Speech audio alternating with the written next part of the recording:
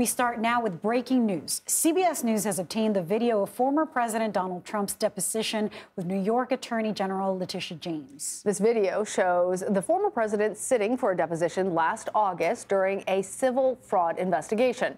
It began with some quick back and forth, but once the questions turned to Trump's finances, the former president invoked the Fifth Amendment, which he continued to do for nearly 4 hours.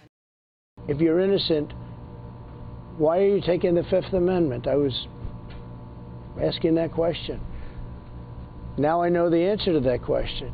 When your family, your company, and all the people in your orbit have become the targets of an unfounded, politically motivated witch hunt, supported by lawyers, prosecutors, and even the fake news media, you really have no choice.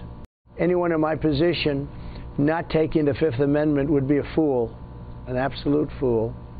We have CBS News reporter Graham Kates, who's been following this story for us from the beginning, and CBS News legal contributor and former Manhattan prosecutor Rebecca Roiphe to help us understand exactly everything that we are seeing here. So, Graham, we want to start with you. This deposition was last summer. Tell us why the video is just being released now, and help our viewers really understand the case that this is connected to and how it fits into the broader picture. This is from the New York Attorney General's civil fraud probe against the Trump Organization, Donald Trump, and 3 of his children, among others. And it's seeking $250 million and a bunch of sanctions that put together are an end to the company's business in New York, in the short term at least. And we got this because as part of that proceeding, they filed as an exhibit some portions of transcript from Donald Trump's deposition. And we asked for the corresponding video. There was some back and forth as part of our Freedom of Information law request, but ultimately we got it this morning. And first of all, what it shows is his impression of the investigation, which is that he said, and we have some video we want to show you, he said it's unfair.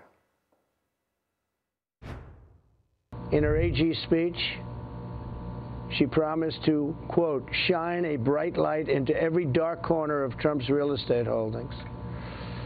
Shortly thereafter, she vowed to, quote, use every area of the law to investigate President Trump and his business transactions, and that of his family as well. She knows nothing about us. This is when she knew absolutely nothing about us. It was very unfair. This whole thing is very unfair. Now, you can see, so he's in front of the camera, but on the other side are the New York Attorney General herself, Letitia James, as well as the lead prosecutor on that case, Kevin Wallace. And so this was not him giving a campaign speech. I mean, he was right there across the table from her, saying what he thought of her office's investigation there. And I mean, I want to talk about the significance of this. Can you talk to us about just how remarkable it is to see a former president who's announced his candidacy for, that he plans to run in 2024 being deposed? How rare, how significant is this? Yeah, I think that's why we were interested in getting the video. He's a former president. He's running for president, and this is a massive fraud investigation. It's one of the larger fraud undertakings by the New York Attorney General's office in their history. And here he is. He's invoking the Fifth Amendment hundreds of times, to the point where after the first couple of times where he reads a couple of lines saying, I'm not answering the question, they say, to save time, just say same answer from here on out. And so much of the video is he's being shown a document, being asked a question, and then he says same answer. Something over like and over 400 times or so, I think. More than that. I read that you had written. And I want to bring Rebecca in to discuss. Rebecca, is there any significance to President Trump invoking his Fifth Amendment rights? Was that a surprise at all?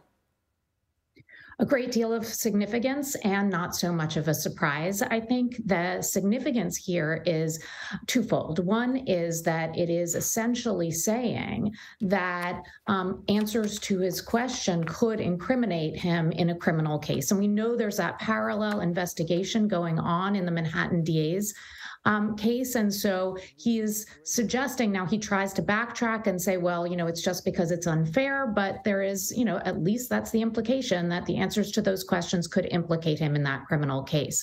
The second important aspect of this is because this is a deposition in a civil case, not in a criminal case.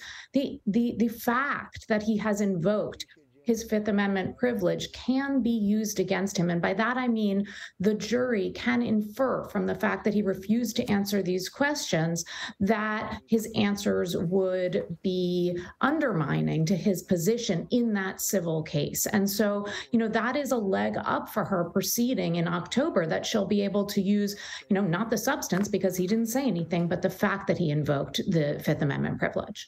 I feel like for people who are already have a position on this issue, the release of this video is just going to make them further entrenched in whatever category they're in. For Trump supporters, they're going to be feeling like his statement in the beginning about how this is a witch hunt.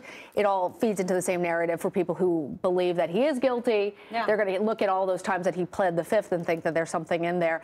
I think that Rebecca, it's interesting, too, that only a small section of this nearly 4-hour deposition is now available.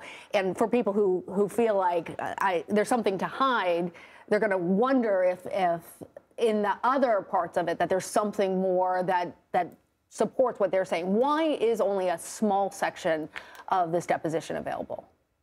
Well, depositions don't automatically become public in lawsuits. They only become public when they become a part of a court filing. So in this case, transcripts were made public several months ago as part of the court filings in the Attorney General's case.